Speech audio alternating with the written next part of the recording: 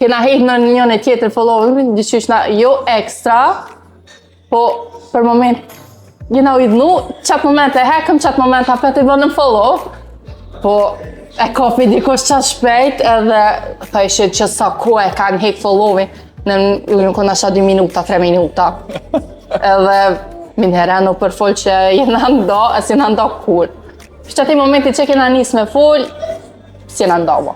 Ka njëherë shkruun e keq kuptomi, sidomos unës që s'di mu shprish shqip mirë, ajo pak tani po ta i nervoz, unë e bu nervoz, se u bu nervoz, qështu, amon, ma shumë pësebeb distancës që s'kuptomi. Vesa dhe Milindi tashmë prindër jetën do e zhvillojnë për disa vite në Rusi, atje ku nga i pritet të jetë on top si lojtar, siç ka qenë deri tash.